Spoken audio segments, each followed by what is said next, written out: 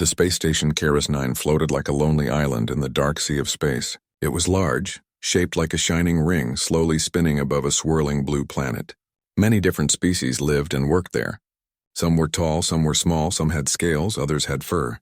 The station was meant to represent peace across the galaxies. But peace did not always mean understanding. There were walls between hearts, even if there were no walls between rooms. Among the many workers on Keras-9 was a young human named Evan Carter. He was not a soldier, not a hero, and not someone who wanted attention. He worked as a maintenance engineer, fixing broken wires, power cells, and old machines that others didn't want to touch. His hands were steady, his voice soft, and he always tried to smile even when life felt heavy. He had come from Earth with quiet dreams of exploring the stars, hoping to find something bigger than the small life he left behind. But the station felt cold. Not in temperature, no, the temperature was carefully controlled. It was the people who were cold. Humans were a minority there. Most of the workers were from faraway worlds with different cultures, different values, and different ways of showing emotion. Conversations were short. Smiles were rare. Evan tried to talk to people, but most only nodded and walked away. Still, Evan did his job well, and sometimes, when he needed comfort, he would stand near the observation window and look at the stars. They made him feel small, but not in a bad way. They reminded him that life was big, and that maybe loneliness was just part of finding one's place in the universe. But there was one person in the station no one dared approach. Her name was General Varel. She was from the Threxian Empire, a species known for strength, discipline, and fierce warrior culture. Her skin was a deep silver, shining faintly under the lights like polished metal. Her eyes were sharp and intense, glowing softly like burning embers. She wore armor even when she didn't have to. Every step she took sounded heavy and final, like a drumbeat in a war march. They said she had led armies. They said she never lost. They said she was dangerous, and Evan believed all of that, because whenever she passed through a room, people grew silent, like they were afraid to breathe too loudly. Evan had never spoken to her.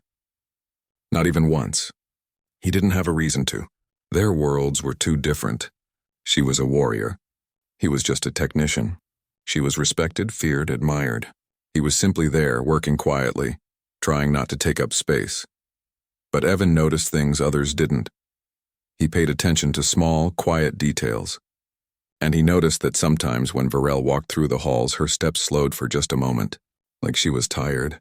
Like she was not only a warrior, but a person carrying something heavy inside her. He never said this to anyone.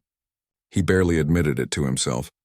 But somewhere deep in his heart he felt that she was lonely, not because she lacked power, but because she had too much of it. People admired her strength, but no one tried to understand her. One evening, the station was dim and quiet after long training drills. Evan was walking to the maintenance bay when he noticed a message alert on his work tablet. Power cell failure. Training hall. Immediate repair required. He sighed softly and turned around. He was tired, and his back hurt from carrying equipment all day. But he always finished his tasks. So he walked to the training hall, pushing the large door open with slow, careful movement. He expected the hall to be empty, but it wasn't. General Varel was there. She was standing alone in the center of the room, removing her heavy armor piece by piece. The metal plates clinked softly as they fell to the floor. Without the armor, she looked different, less like a statue, more like a living being who felt pain, exhaustion, and time. For the first time, Evan saw her not as a warrior, but as someone simply trying to breathe. He froze without meaning to. He didn't stare out of disrespect. He stared because something inside him recognized loneliness in her. And in that single second, Varel lifted her head and looked right at him, her eyes locked with his. That was the moment everything began. Or perhaps, the moment everything changed. The room felt very still, as if time itself had stopped to watch what would happen next. Evan stood frozen near the entrance, a small toolkit in his hands.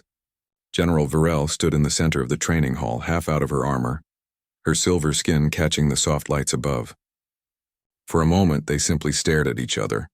Two souls from different worlds, connected by an unexpected silence. Her voice broke the stillness. Human. The word echoed in the wide hall, firm, but not angry, more like she was identifying something that surprised her. Evan swallowed and tried to speak. I didn't mean to intrude. I'm here to repair the power cell. I didn't know you were... He stopped before saying changing, afraid it would sound disrespectful. Virel watched him with unreadable eyes. Most would have trembled under that gaze. But Evan didn't, not because he was brave, but because he was simply honest. She took a slow step toward him. Not threatening, but deliberate. You looked at me, she said. Her tone was quiet. Too quiet for someone known as a warrior feared across star systems. Evan's heart beat faster, but he did not look down. I'm sorry, he said softly. I didn't look out of disrespect. I just saw someone who looked tired. That made her stop. Her expression changed. Not obviously, but gently, like a ripple in still water. She blinked once, slowly, almost uncertain. No one has ever said that to me, she murmured. Evan hesitated, then nodded.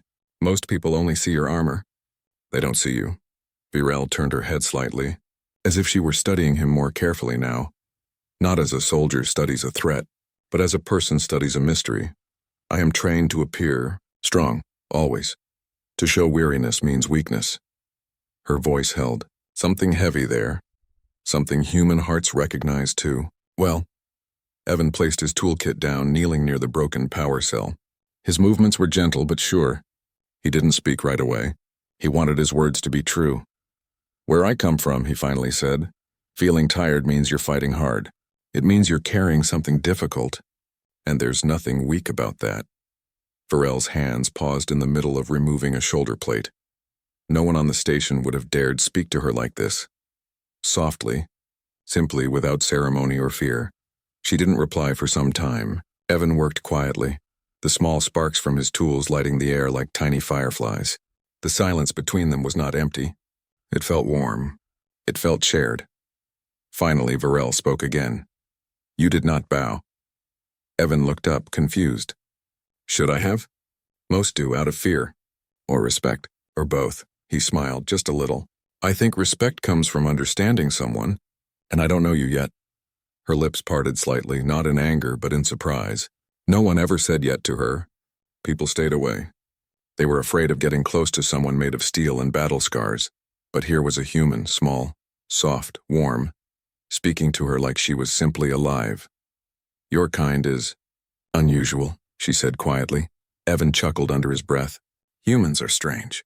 We get scared, we cry, we hope too much. But we try, even when it hurts. Virel sat down slowly on a bench nearby, resting her elbows on her knees. She looked less like a general now and more like someone finally letting her guard fall a little. And Evan noticed something in her eyes. Loneliness. Deep. Long. Heavy.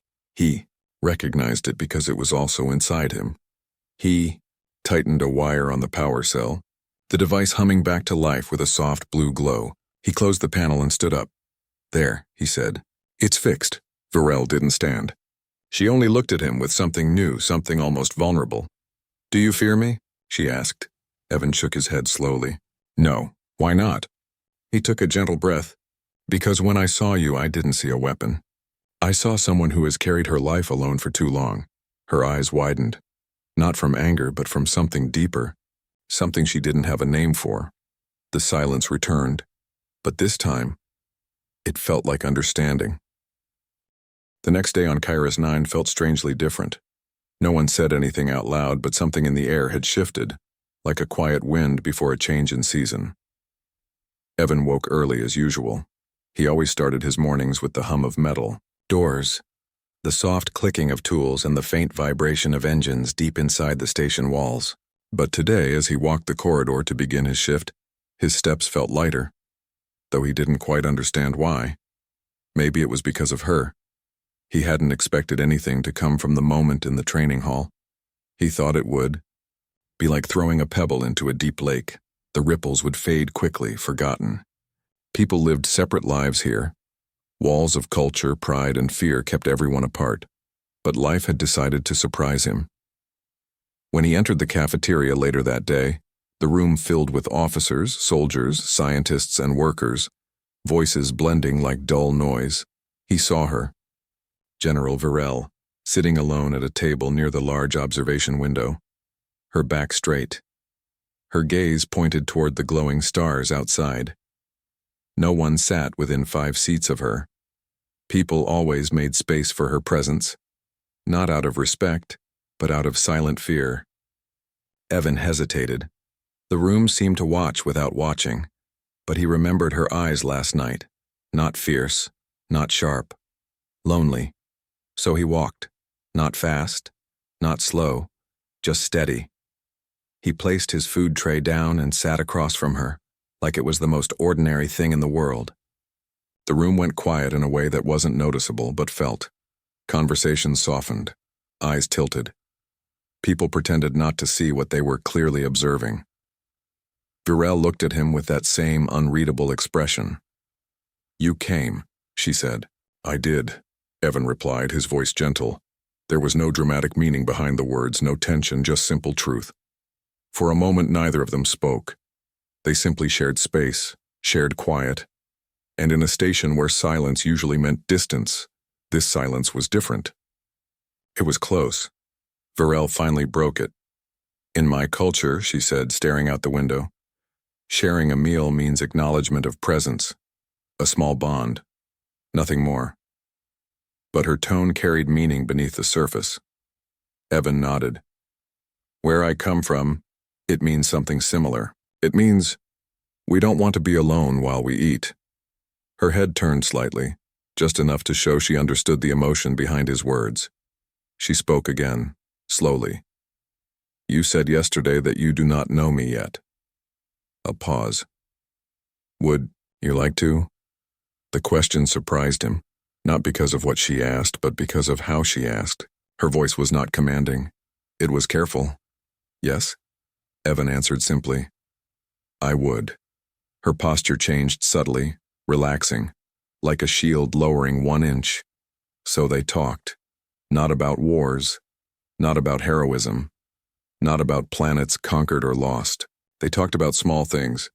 Evan told her about Earth, the oceans, the trees, the sound of rain hitting windows.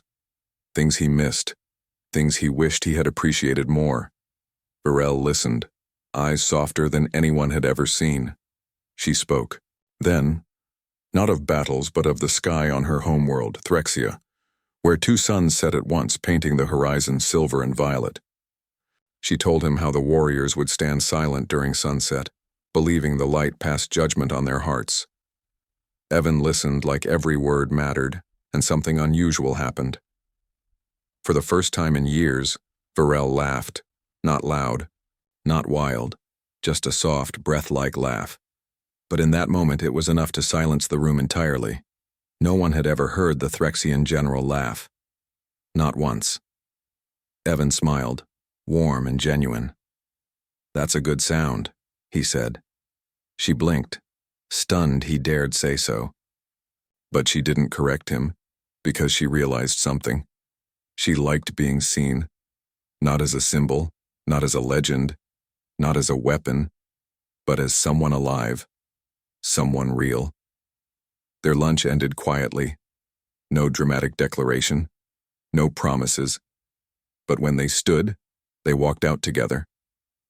And every pair of eyes in the cafeteria followed them, not with fear, not with confusion, but with questions. Something unseen had begun. Something fragile yet powerful. 2 lives that had always walked alone had taken their first step side by side. The silence in the alien training arena was deafening. Kyle stood a few meters away, his human senses screaming with both fear and awe.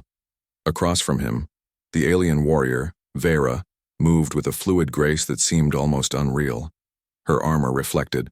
The soft glow of the arena lights and the faint hum of her energy blade sent a chill through his bones.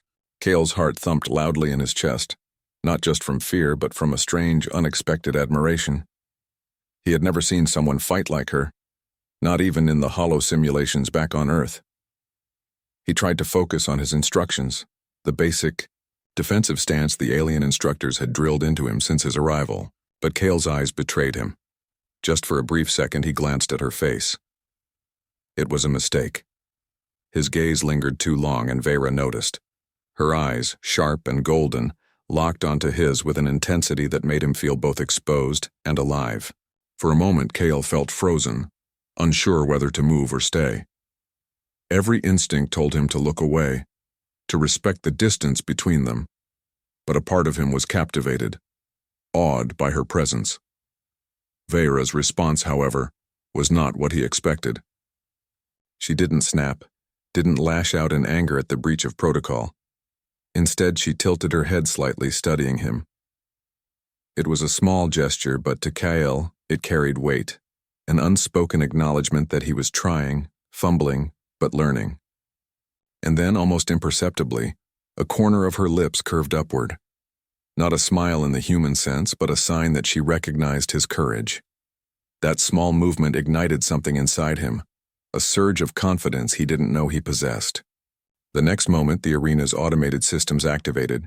Holographic opponents appeared around them, phantoms of alien warriors designed to push cadets to their limits. Kale's heart raced, but now the fear was accompanied by determination. He raised his makeshift energy shield, remembering every lesson he had been taught. Vera moved around him like a predator and a guide at the same time, her strikes precise and deliberate, forcing him to react with speed he didn't know he had. Each time he parried or dodged successfully, her golden eyes flickered with approval, a silent cheer that resonated deeper than any voice could. The battle continued, minutes stretching into what felt like hours. Kale's muscles ached, his breaths came in ragged gasps, and sweat stung his eyes. Yet every mistake he made was met not with scorn, but with subtle correction. Vera's movements taught him not just how to defend or attack, but how to anticipate, how to feel the rhythm of combat. He realized that the glance he had given her earlier was a turning point, not just for their interaction, but for his own growth. That brief moment of connection had shifted something fundamental. He wasn't just a human struggling to survive in an alien world. He was being seen as a warrior in the making. As the holographic opponents vanished, leaving them alone in the arena once more, Kale sank to one knee, exhausted but exhilarated. Vera approached, her presence imposing yet strangely comforting. She crouched slightly to meet his gaze, and this time her message was unmistakable. Respect, recognition, and perhaps, in a way, a bond that transcended species, training, and expectations. Kale felt a warmth in his chest he hadn't expected. He had faced the fear of being inadequate, the terror of making mistakes in front of someone far superior, and he had survived. More than that, he had earned a kind of trust, subtle but undeniable. Vera's golden eyes met his one last time before she straightened, turning away with the effortless command of someone used to leading and teaching. In that moment, Kale realized something profound. Humans were often underestimated in the galaxy, seen as fragile, impulsive, and unpredictable. But perhaps it was precisely that unpredictability, that raw courage, that allowed them to reach places others could not. And maybe, just maybe, that brief glance he had given, an honest human moment, had shown her something she hadn't expected, that there was a spark in him, a spark worth recognizing. As the arena doors hissed closed behind her, Kale stood slowly, feeling a mixture of exhaustion, pride, and an unshakable curiosity. He knew this was only the beginning. The galaxy was vast, dangerous, and full of unknowns, but he now understood one unchanging truth. A human could survive, adapt, and even inspire in ways others might never imagine.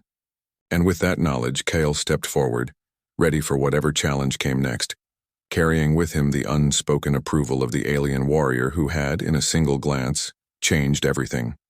The next day, Kale found himself on the outskirts of the alien city, a place that stretched with impossible architecture, towers spiraling like liquid metal into the sky.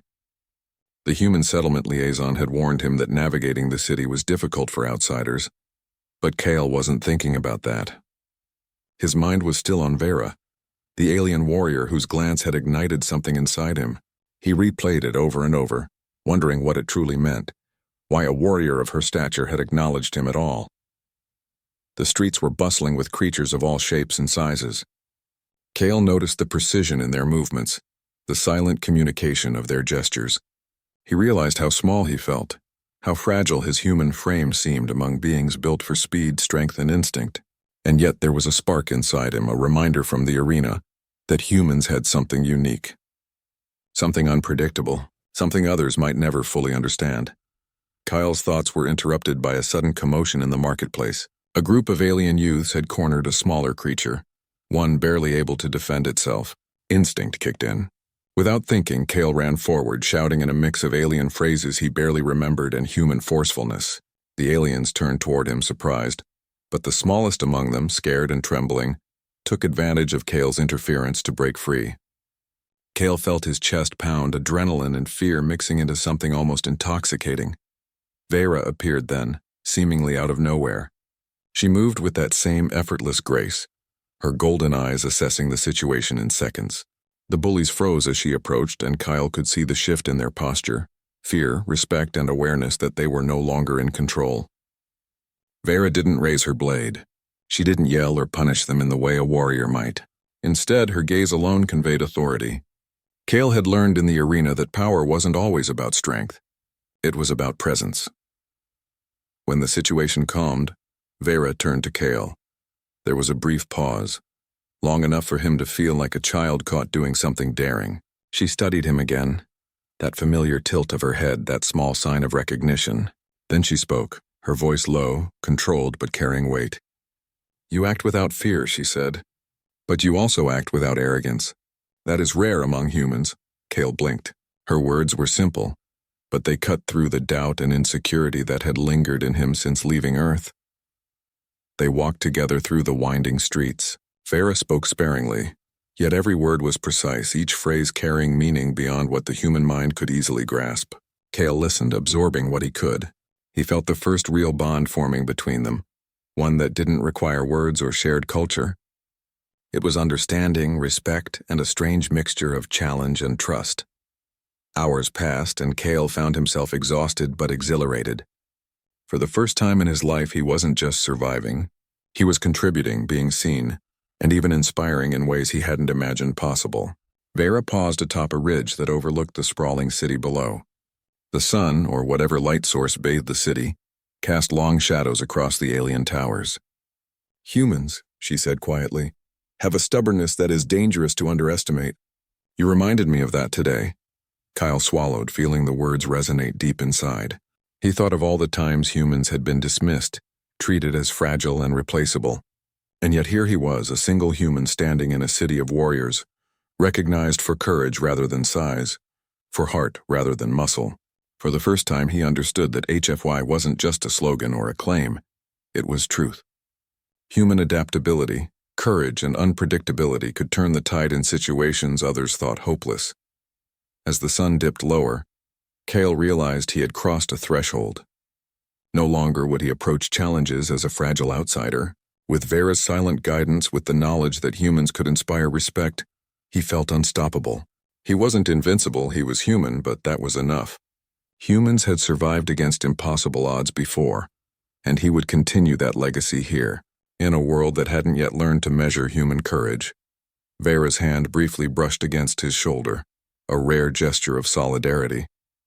Kale felt a warmth that had nothing to do with the sun. It was trust, respect, and a quiet acknowledgement that their paths were now intertwined.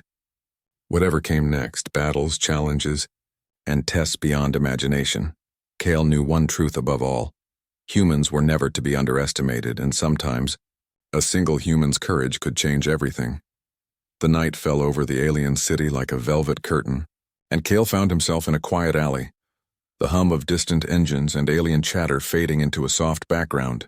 His body ached from the day's lessons, yet his mind was restless. Every encounter, every glance from Vera seemed to echo inside him. He realized that his journey here was more than just learning to survive. It was learning to belong, to prove that humans could stand shoulder to shoulder with the galaxy's most formidable beings. Suddenly, alarms rang out across the city, piercing and urgent. Kale's heart leapt into his throat. He sprinted toward the source, instinct and training kicking in simultaneously. The central plaza was in chaos. A rogue group of alien mercenaries had infiltrated the city, their weapons blazing, civilians running in terror. Kale froze for only a moment, then remembered Vera's words and presence. He could act. He could make a difference. He rushed into the fray, dodging energy blasts and debris, He was human, yes, slightly slower, slightly weaker, but he had something that many of the aliens lacked: unpredictability and raw courage. He moved with determination, guiding fleeing civilians to safety, drawing the attention of the attackers, and disrupting their formation. Every action was calculated yet instinctive. Cale realized that he was no longer the outsider, fumbling in an alien world. He was part of the fight, part of the city, part of something larger than himself. Vera appeared then, cutting through the chaos like a storm of golden light.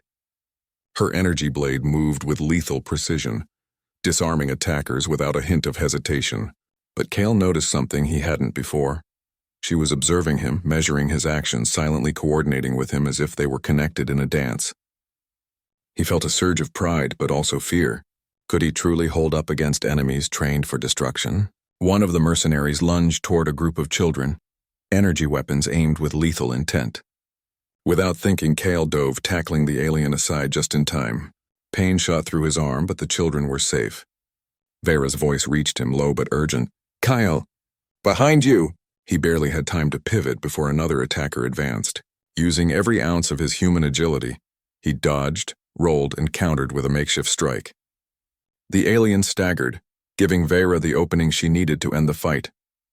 When the dust settled, the plaza was a scene of chaos, but the civilians were alive, the attackers defeated or fleeing. Cale collapsed to his knees, sweat and blood mixing on his face. His arm shook, his chest heaving, yet he felt something profound. He had done it. Against impossible odds, he had survived. He had protected life not because he was the strongest, but because he refused to be underestimated. Vera approached slowly, her gaze steady. Cale met her eyes, exhausted and exhilarated. There was no need for words, her expression said it all. Respect, approval, recognition, and something more subtle, something that hinted at trust. Cale realized that in that moment, he had proven not just to her but to himself that a human could rise in a galaxy built for warriors. The crowd began to gather around them, whispers of awe and disbelief spreading quickly. Aliens who had doubted him, or humans who had feared failure, were now staring with newfound respect. Cale stood, shoulders aching but spirit unbroken, and looked at Vera. She nodded once, faint but meaningful. That single gesture spoke louder than any words. He had changed the way she, and perhaps others, saw humans forever. As the night sky stretched above the city, Cale felt a warmth deep in his chest. He was no longer just a human in a strange world. He was a symbol, a reminder that courage, resilience, and heart could transcend species. And with Vera by his side, he knew that whatever challenges came next, humans would not just survive, they would inspire, lead, and redefine the impossible. In that quiet, powerful moment, Cale understood the truth of the universe. Being human was more than a weakness or a limitation. It was a spark, a force and a light that could change everything. And tonight, against all odds, he had proven it. The morning sun spilled across the alien city, painting the towers in warm hues of gold and bronze. Kyle stood on a high balcony overlooking the plaza where the previous night's chaos had unfolded.